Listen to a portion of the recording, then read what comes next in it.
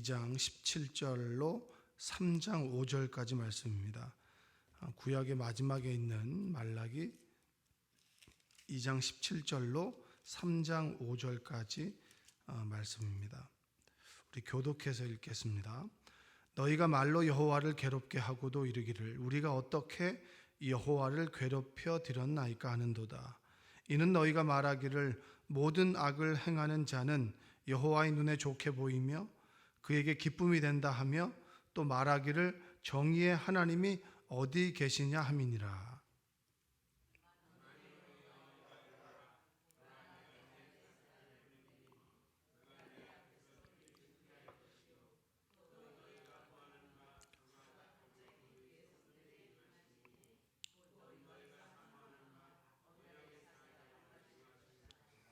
그가 임하시는 날을 누가 능히 당하며 그가 나타나는 때에 누가 능히 서리요. 그는 금을 연단하는 자의 불과 표백하는 자의 잿물과 같을 것이라.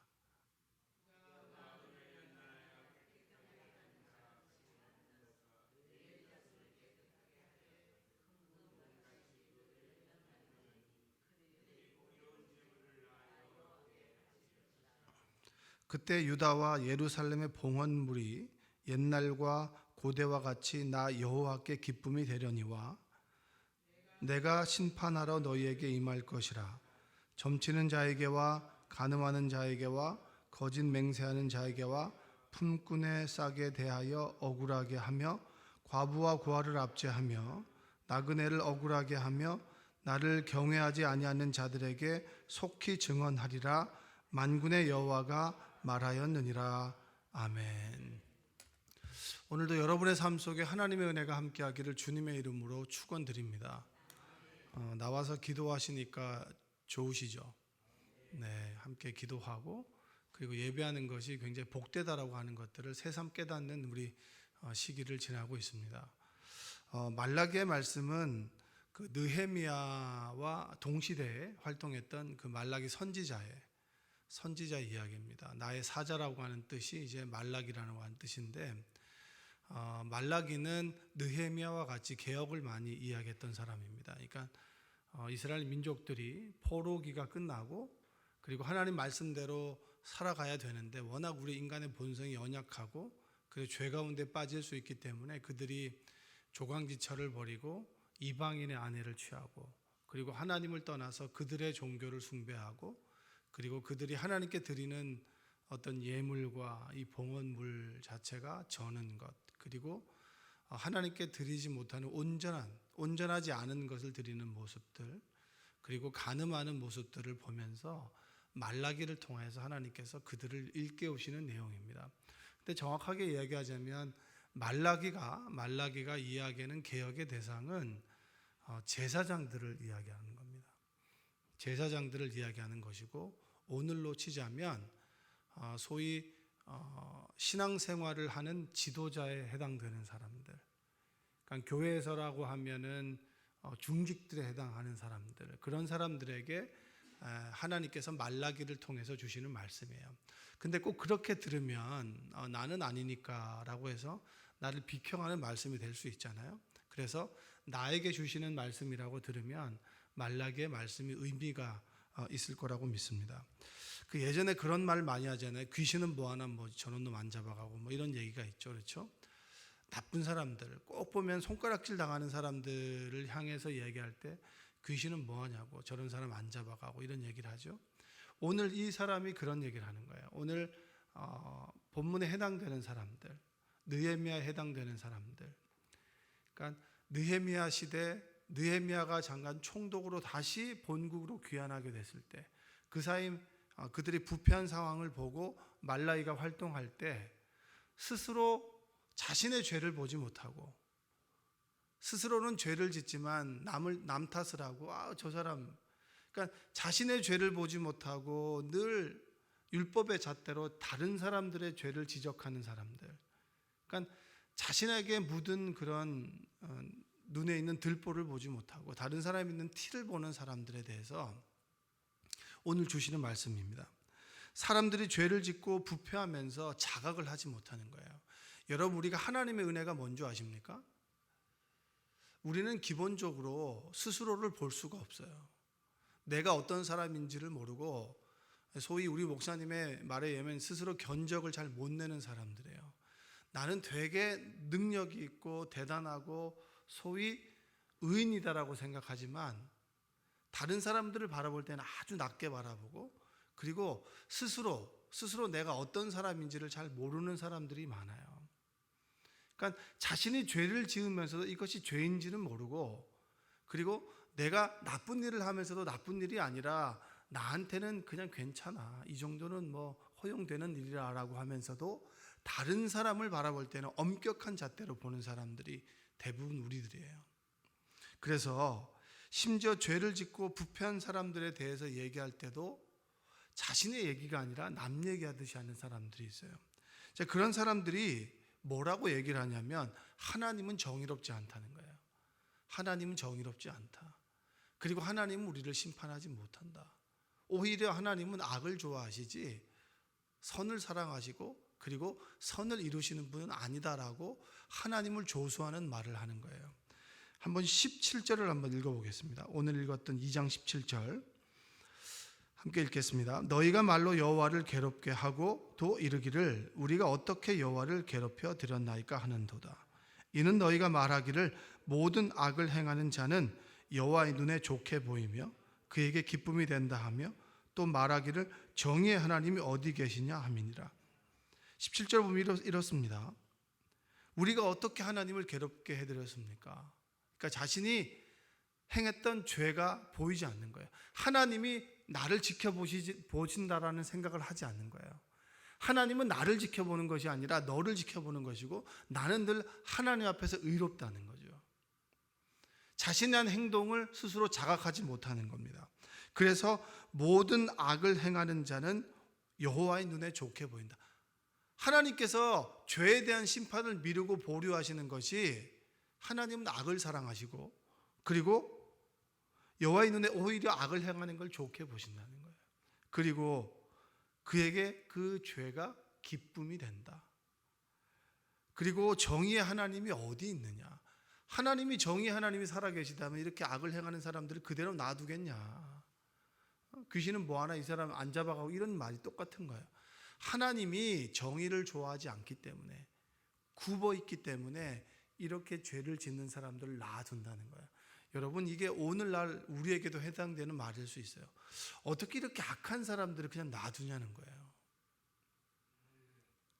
요즘에 이제 뭐 인터넷으로 시작해서 범죄들이 신종 범죄들이 생겨나잖아요. 그렇죠? 여러분 우리는 뉴스를 통해서 익히 알고 있습니다. 우리가 익히 들었던 그런 범죄 말고 새로운 범죄들이 생겨나잖아요. 뭐 N번방 많이 얘기하지 않습니까? 그게 이제 우리 가까이 있었던 일들이라고요. 위례 보니까 뭐 뉴스 보니까 위례에 있는 위례 주민센터에 해당되는 뭐 이렇게 공익근무요원이 뭐 가담했다는 하는 일이 나오니까 굉장히 가까운 곳에 벌어졌던 일입니다. 예전에는 상상도 못했던 일들이 지금 이제 벌어지고 있는 거예요. 왜 하나님께서는 정의 하나님인데 이런 사람들 놔두냐는 거예요. 그리고 더 나아가서 하나님은 정의를 좋아하시지 않아. 악한 사람들을 사랑하시고 그리고 하나님의 정의는 굽어 있다는 거예요. 사람들이 그런 얘기를 하는 거죠. 여러분 우리가 나의 죄를 자각하는 것이 은혜입니다. 할렐루야. 날마다 말씀의 나를 비춰보고 그리고 하나님의 은혜의 나를 비춰봤을 때 내가 정말 형편없는 사람이구나, 내가 정말 죄인이구나, 내가 정말 자격이 없는 사람이구나 라고 하는 것을 깨닫는 것이 바로 하나님의 은혜입니다. 저는 요즘에 이제 그 코로나 시기를 돌아보면서 당연히 드렸던 예배, 당연히 행했던 설교를 이제 그 영상으로 찍으면서 정말 새벽에 나와서 드렸던 그런 예배가 너무나 감사하다라고 하는 것을 항상 고백하게 됐어요. 피곤하고 힘들었던 이 새벽 예배가 나의 영성을 지켜줬고 피곤하고 힘들었던 그 새벽 예배 동안에 드렸던 그 기도가 내가 하나님과의 친밀한 관계를 유지했고 새벽 예배에 나와서 내가 드렸던 그 예배를 통해서 그 말씀에 나를 비춰봤던 그 모습이 나를 자각하게 했구나. 하나님 말씀에 나를 비춰보고 그리고 내가 정말 형편없고 어리석은 사람이었구나 라는 그런 고백이 바로 은혜입니다. 그렇게 돌아보면 참 내가 어리석다. 내 스스로 행했던 것의 결과는 늘 수고와 슬픔이었고, 그리고 하나님께서 내 삶을 인도해서 내렸던 결정들은 늘 기쁨과 감사였다라는 고백이 저에게 절로 나와요. 여러분 어떻습니까? 여러분의 인생을 돌아봤을 때 여러분이 했던 선택과 그리고 행했던 일들은 다 값진 것이었나요? 어리석었다고 생각하지 않았습니까? 지금은 내가 왜 이대로 해주지 않습니까? 라고 하나님께 원망하는 기도를 드렸지만, 시간이 지나 돌아보니까 더디고 그리고 내 뜻대로 되어지지 않았던 것들이 오히려 더 아름다운 열매를 맺지 않았습니까? 그런데 우리는 늘 똑똑하다고 생각해요. 내가 행한 것이 정이고 내가 행동하는 것이 늘 옳다라고 생각하는 그런 구분 정의를 우리가 가지고 있습니다. 이게 죄의 속성인 거예요. 사람들하고 똑같은 거죠. 이런 고백이 우리 고백과 똑같습니다. 그런데 하나님께서 정의를 행하시지 않는 것이 아니라 하나님이 지켜보신다라고 하는 것, 하나님 말씀에 나를 비춰보니 형편없는 죄인이고, 그리고 하나님 말씀에 우리를 지켜보니 형편없는 죄인인데 그 정의에 하나님께서 왜 심판하시지 않는가? 그분의 심판이 너무나 두렵고 떨리고 힘든 것인데, 그분의 심판 앞에서는 우리는 벌벌 떨며 아무것도 할 수 없는 우리인데 왜 그 심판을 미루시는 것인가? 기다리시는 거다. 이것을 깨닫는 게 바로 하나님의 은혜 아니겠습니까? 여러분들이 하나님의 은혜를 깨닫는 여러분들 되시기 원합니다. 왜 하나님께서 세상을 놔두시냐고, 왜 저 사람들 심판하지 않으시냐고, 그 심판의 잣대 나는 자유롭습니까? 말라기는 그 얘기하는 거예요. 하나님의 심판의 잣대 너희들도, 구분 정의를 외치는 너희들이 자유롭지 않기 때문에 너희들 때문에 하나님께서 보류하시는 것이다. 그렇게 해서 하나님께서 3장에 나와서 말씀을 해주시는 거예요. 1절 한번 읽어볼까요? 만군의 여호와가 이르노라, 보라 내가 내 사자를 보내리니 그가 내 앞에서 길을 준비할 것이요 또 너희가 구하는 바 주가 갑자기 그의 성전에 임하시리니 곧 너희가 사모하는 바 언약의 사자가 임하실 것이라. 하나님의 언약의 사자, 하나님의 심판이 곧 임하게 되는데, 부지불식간에 임하게 되는데 우리는 그때를 모르기 때문에 늘 그 시간이 두렵다는 거예요. 여러분들은 내 질병이 어느 순간 찾아올 것이라고 하는 것을 예측할 수 있으십니까? 사람들이 과학으로 우리의 수명이 언제일 것이다, 어느 정도 살 것인가 라고 하는 것을 예측한다라고 하지만 그것은 예측일 뿐이지 진리는 아닙니다. 하나님께서 언제 와서 나를 데려가실지, 내 수명이 언제 끝날지, 그리고 주의 재림이 언제일지 그때와 그 시는 아무도 모르는 거예요. 그렇기 때문에 우리는 두려움으로 그 시간을 기다릴 수밖에 없는 거예요. 두렵고 떨리는 마음으로 하나님 말씀 앞에서 나를 돌아보고 나를 지켜나가며 그 시간 올곧게 말씀대로 살아가는 것이 바로 우리의 진실한 삶입니다. 2절에 보면 그가 임하시는 날을 누가 능히 당하며 그가 나타나는 때에 누가 능히 서리요 그는 금을 연단하는 자의 불과 표백하는 자의 잿물과 같을 것이라. 불과 같이 우리를 연단하는, 불같이 임할 것이고, 그리고 더러운 것들을 표백시키는 표백제와 같이 우리의 죄를 깨끗하게 하실 것인데, 심판하실 것인데, 그 앞에 섰을 때 너희들은 뭐라고 얘기할 수 있겠느냐? 여러분, 하나님은 두렵지 않으십니까? 사랑의 하나님이라고 하지만 한편에서는 공의의 잣대를 가지고 있어요. 엄격한 잣대를 가지고 있습니다. 그 잣대 앞에서 누가 바른 말을 할 수 있겠고 내가 의롭다라고 할 수 있을까요? 당장 어제 여러분의 생각을 한번 돌아보십시오. 여러분이 행했던, 아무도 없을 때 내가 무엇을 생각했고 내가 무엇을 행했던 그 일들을 하나님의 올곧은 선의 잣대로 돌아봤을 때 여러분은 어떤 사람입니까? TV에 나오는 사람들만 악한 사람입니까? 여러분, 그 사람은 중한 죄인이고 우리는 경한 죄인일 뿐입니다. 가벼운 죄를 지었던 사람들 뿐이에요. 드러나지 않은 죄를 지었을 뿐입니다. 그런데 우리는 늘 의로운 것처럼 다른 사람들을 선의 잣대로 평가하고 정죄하고 비판하는 죄를 짓지 않습니까? 말라기는 그걸 얘기를 하는 거예요. 하나님이 곧 오시면 너희들은 아무것도 아니야. 그분의 불과 같은 심판, 표백제와 같은 그 하얀 선 앞에서 우리는 추악한 죄인일 뿐이야 라고 하는 것을 우리에게 일깨워주고 있습니다. 3절 한번 읽어볼까요? 그가 은을 연단하여 깨끗하게 하는 자같이 앉아서 레위 자손을 깨끗하게 하되 금은같이 그들을 연단하리니 그들이 공의로운 제물을 나 여호와께 바칠 것이라. 레위 지파 제사장들의 타겟으로 얘기합니다. 소위 여러분들은 새벽기도 오시는 분들은 신앙생활을 좀 오래 하신 분들이죠. 어떻게 보면 오래 했다는 것 자체가 하나님의 말씀 앞에서 좀 무뎌질 수 있는 사람들이에요. 그래, 예전에 들었던 말씀이지. 그래, 나 해당되는 말씀이지. 어느 순간인가 말씀이 나를 비켜가고 다른 사람에 해당되는, 하나님의 말씀을 나에게 적용하는 것이 아니라 나에게 적용할 말씀을 퍼넘기는 그런 신앙의 태도를 가지고 있는 사람들이 많아요. 그런 태도를 가지고 있다 보면 하나님의 말씀 앞에서 두려움이 사라지고, 그리고 하나님 말씀 앞에서 내가 어떤 존재인지에 대한 자각이 자꾸 사라지는 거예요. 여러분들이 하나님 말씀에 나를 좀 비춰보시길 바랍니다. 내가 비판하고 욕하는 사람들의 모습이 나의 모습은 아닌가? 나의 모습이라서 더 싫어서 더 욕하는 것은 아닌가? 하나님 말씀을 맡은 자로서, 그리고 하나님의 자녀로서 늘 쉽게 접하는 그 말씀 앞에서 무뎌진 것은 아닌가? 무뎌진 칼, 날이 다 빠진 칼처럼 하나님의 말씀이 나에게 다가오는 것은 아닌가? 그것을 돌아보는 여러분들 되시기 원합니다. 5절 한번 읽어보겠습니다. 내가 심판하러 너희에게 임할 것이라. 점치는 자에게와 간음하는 자에게와 거짓 맹세하는 자에게와 푼꾼의 싹에 대하여 억울하게 하며 과부와 고아를 압제하며 나그네를 억울하게 하며 나를 경외하지 아니하는 자들에게 속히 증언하리라. 만군의 여호와가 말하였느니라.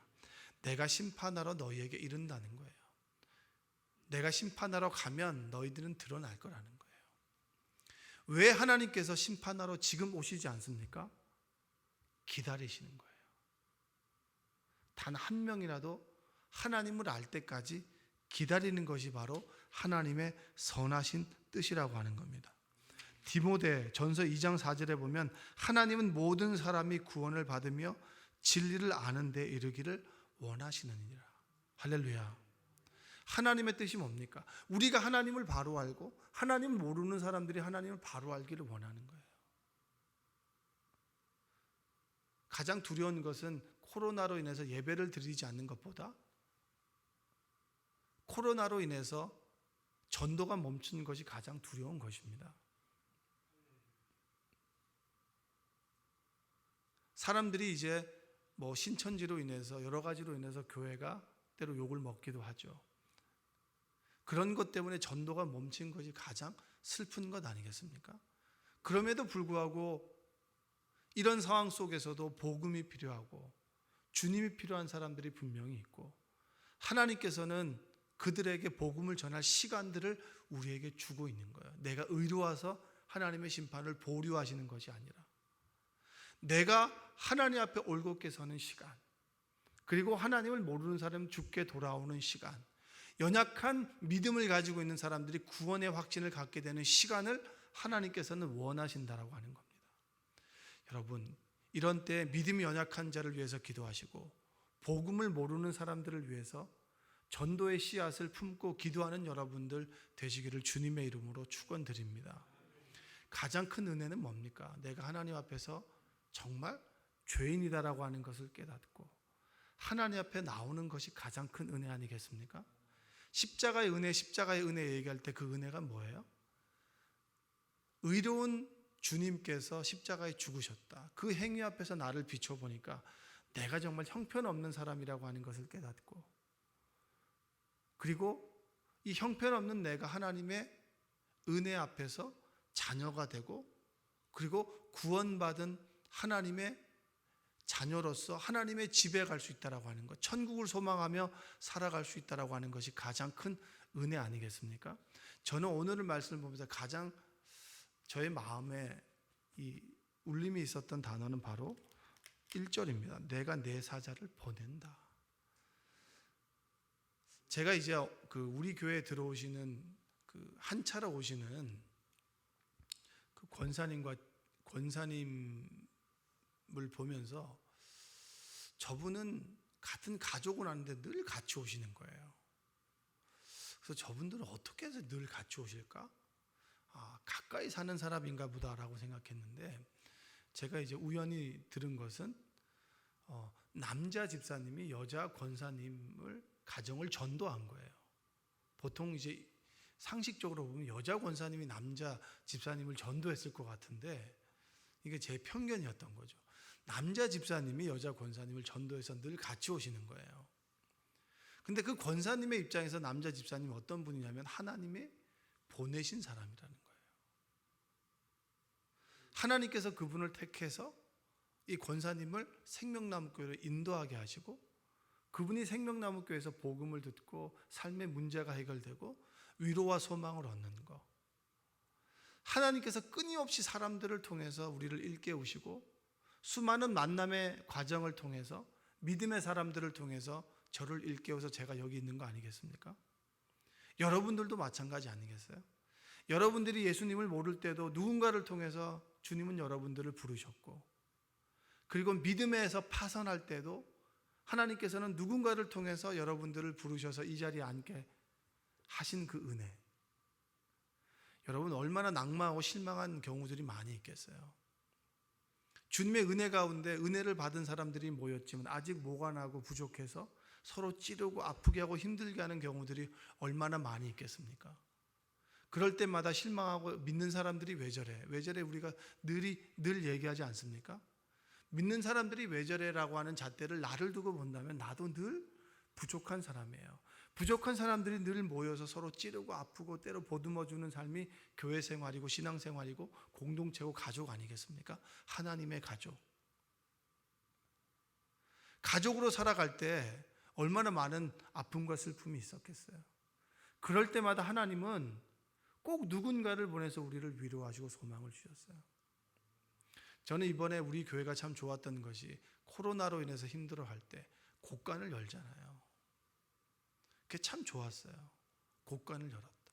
교회가 넉넉하지 않지만 곳간을 열어서 우리 가족들, 교인들이 우리 가족들이니까 가족들을 한 사람 한 사람씩을 도와주는 모습을 보면서 얼마나 우리 마음이 따뜻했습니까?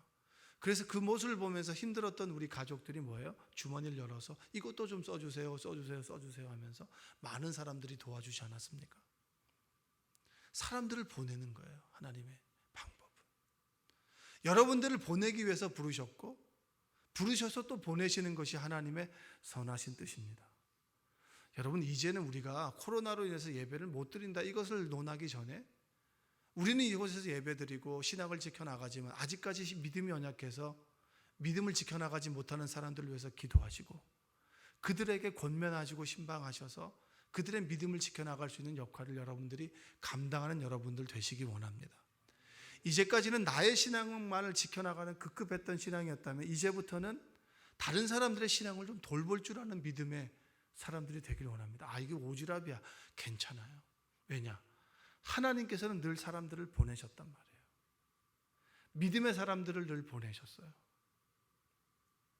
저도 늘 어떻게 낙심할 때 설교 한 구절에 은혜를 받기도 하고, 믿음의 길을 걸어간, 목회의 길을 걸어간 친구들과 통화하면서 친구들의 말 한마디에 위로를 받기도 하고, 그리고 성도들의 말 한마디에 또 힘을 얻기도 하고, 서로 관계를 맺으며 살아가는 사람들이 바로 그리스도인 아니겠습니까? 여러분, 이제 생명나무 교회 그리고 우리 주변에 힘들어하는 사람들을 위해서 중보하는 여러분들 되셨으면 좋겠습니다. 왜냐? 하나님은 여러분들을 보내시길 원하는 거거든요. 누가 나에게 오기를 기다리기보다는 내가 그들에게 가서 하나님의 선하신 사랑과 은혜와 그리고 그것을 전하길 원하는 것이 바로 하나님의 선하신 뜻인 줄로 믿습니다. 말라기의 과거의 말라기가 아니라 지금 여기 이곳에 있는 말라기, 나의 사자가 되기를 원하시는 것이 바로 하나님의 선하신 뜻입니다.